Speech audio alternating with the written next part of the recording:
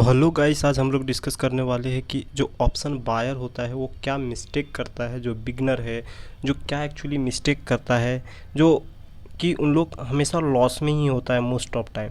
तो उसका रीज़न क्या है? जो स्टॉक उन लोग बाय करता है ऑप्शन बायर है, और जो एक्चुअली हमेशा लॉस ही करता है मोस्ट ऑफ टाइम, इसका रीज़न क्या है, बिहाइंड द रीज़न लॉजिक क्या है? और जो बहुत लोग प्रॉफिट भी करते हैं ऑप्शन बायर में, तो प्रॉफिट क्यों करते हैं? तो इसमें आज हम लोग डिस्कस करने वाले हैं पूरा ऑप्शन बायर के बारे में कि क्या उन लोग मिस्टेक करते हैं, और जो प्रॉफिटेबल हैं उन लोग क्या मिस्टेक नहीं करते हैं, जो उन लोग को प्रॉफिटेबल ट्रेडर बनाता है एक जैसा। तो चलो आज हम लोग डिस्कस करने वाले हैं। और क्या क्या तो जो ऑप्शन बायर का होता है, जो सबसे बड़ी मिस्टेक होता है, और जो सबसे बड़ी मिस्टेक ये लोग करते कौन है मालूम है? जो बिगनर लोग होते हैं, ठीक है, ये इन लोग ही सबसे बड़े मिस्टेक करते हैं, क्योंकि जो पुराने लोग खिलाड़ी खेल चुके हैं उसको मालूम है कि इसका रीज़न क्या है। तो deep out the money, by deep out the money. तो जो ऑप्शन बायर होता है, जो बिगिनर होता है, वो deep out of the money bye कर लेता है, ठीक है। और इसकी वजह से उसकी प्रीमियम बहुत क्विकली डिके होता है और वो लॉस में ही निकलता है। तो इसका रीज़न क्या है, आपको एग्जांपल समझाता हूँ आपको। चलो बैंक निफ्टी लेता है, मैं बैंक निफ्टी 30,000 पे ट्रेड कर रहा है, ठीक है। और आपको लगता है बैंक निफ्टी 30,500 तक जाएगा। अब आपने क्या किया, 30,500 का सी खरीद लिया कि मार्केट ऊपर जाएगी तो चलो। अब तो आपका प्रीमियम कितना पेड कर रहे हो? 100 रुपया एग्जाम्पल, मतलब। अब मार्केट को पहला रूल तो मालूम होगा आपका कि मार्केट कभी भी ऊपर जाता है तो स्लो स्टडी जाता है, और मार्केट नीचे जाता है, कभी नीचे फॉल करता है तो क्विकली फॉल करता है। तो अब मार्केट ऊपर जा रहा है तो इसका मतलब है मार्केट धीरे धीरे ऊपर आपका 5,000 30,500 तक जाएगा भी, तो स्लो स्टडी में जाते जाते वो कहीं, और 30,500 मार्केट जा भी रहा है ऊपर, तब तक धीरे धीरे जब मार्केट जाएगा ऊपर तब तक आपका प्रीमियम में से क्या रहेगा? डिके होगा, ठीक है। अब जब डिके होगा तो क्या होगा फिर कि आपका प्रीमियम डिके हुआ और 30,500 तक गया भी बैंक निफ्टी, तब तक आपका प्रीमियम कितना हो चुका था कि डिके होते होते धीरे धीरे आप 100 रुपये प्रीमियम खरीदे तो आपका प्रीमियम डिके होते होते होते होते वो 80 रुपये के हो गया था, ठीक है। अब 30,500 तक गया भी तो आपका प्रीमियम 100 रुपया जो आपका प्राइस में खरीदे थे वो प्राइस में आ गया, ठीक है। आपका अभी भी 100 रुपया में हो आप, ठीक है। अब मार्केट मूव करेगा ऊपर की ओर, तब आपका प्रॉफिट में, या तब आपको अब क्विकली मूवमेंट होना चाहिए। यहाँ भी कहीं कंसोलिडेट हुआ, आपको मालूम है कि मार्केट तुरंत मूव कंटिन्यूसली 1,000-1,500 पॉइंट नहीं देता है, थोड़ा सा रिट्रेसमेंट लेता है। अब 30,500 पे आके भी रिट्रेसमेंट थोड़ा सा लिया तो प्राइस आपका फिर क्विकली नीचे मूव करेगा, ठीक है।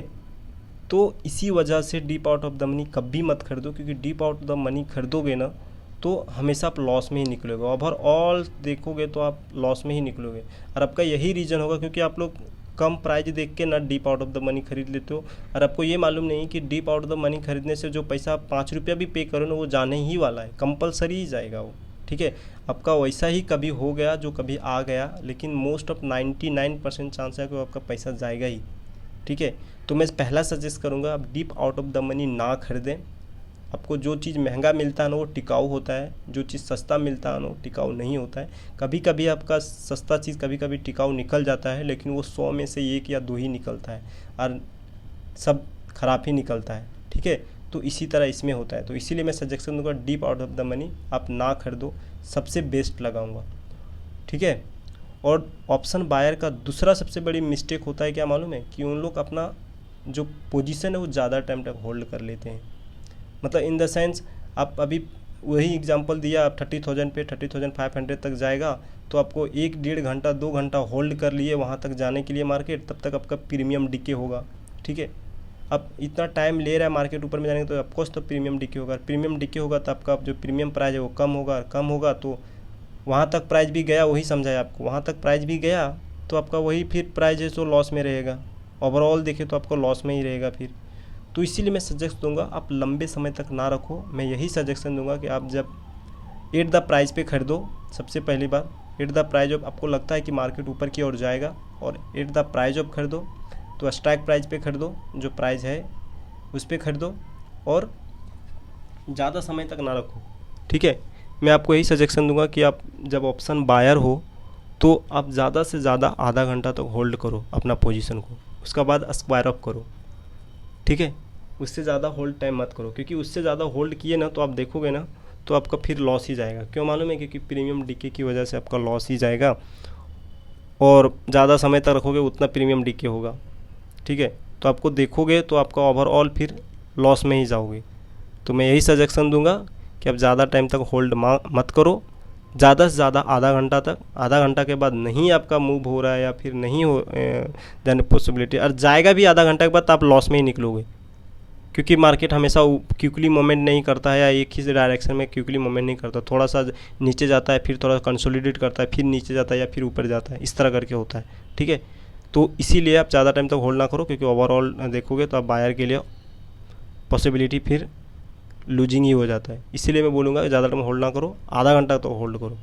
और तीसरा मिस्टेक इन लोग सबसे बड़ी पहली बात करते हैं कि ऑप्शन बायर जो, और सबसे बड़ी मिस्टेक करता है जो ऑप्शन बायर से, वो करता है no idea about the quick momentum से। उन लोगों को सबसे पहली बात होता है कि इन लोग का आइडिया नहीं होता है, जो बिगिनर होते हैं, कि मोमेंटम कब करेगा जल्दी, ठीक है।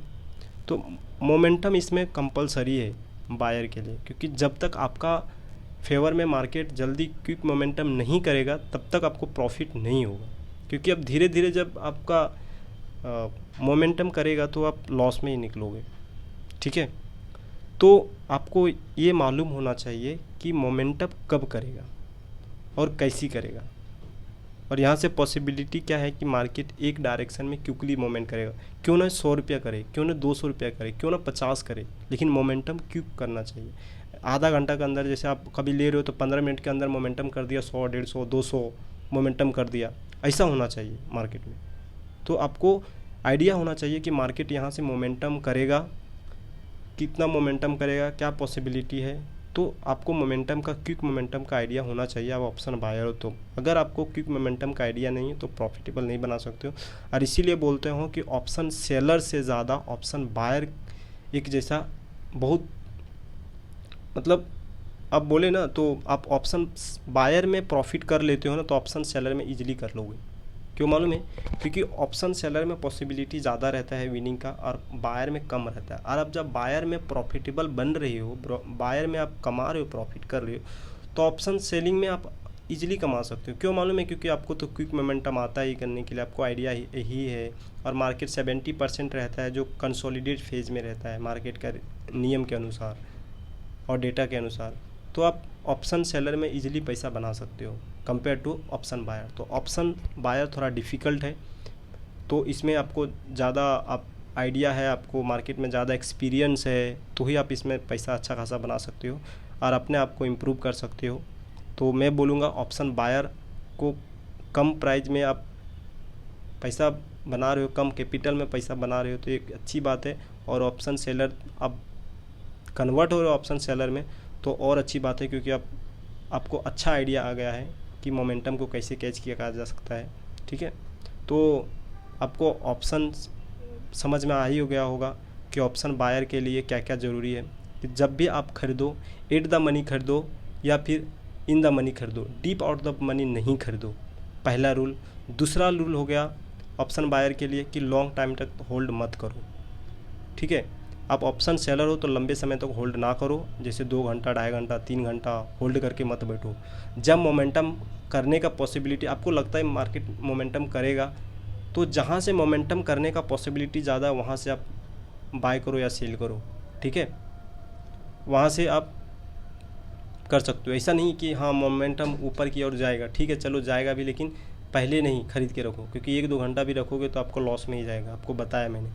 और तीसरा जो है सबसे बड़ी बात, वो आपको मोमेंटम कैच करना आना चाहिए कि मार्केट में कहाँ से मोमेंटम होगा। तो इस तीसरी सबसे बड़ी बात हो गया कि मोमेंटम। तो आपको 3 चीज़ ऑलवेज याद रखना है ऑप्शन बायर के लिए। Don't buy at the deep out of the money, ठीक है।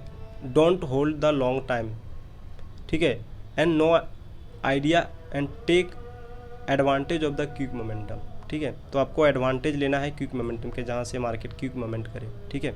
तो आपको, तो ये सबसे 3 रीज़न है जो ऑप्शन बायर पैसा नहीं बना पाता है, और इसकी वजह से ही उन लोग लॉस करते हैं मोस्ट ऑफ टाइम, ठीक है।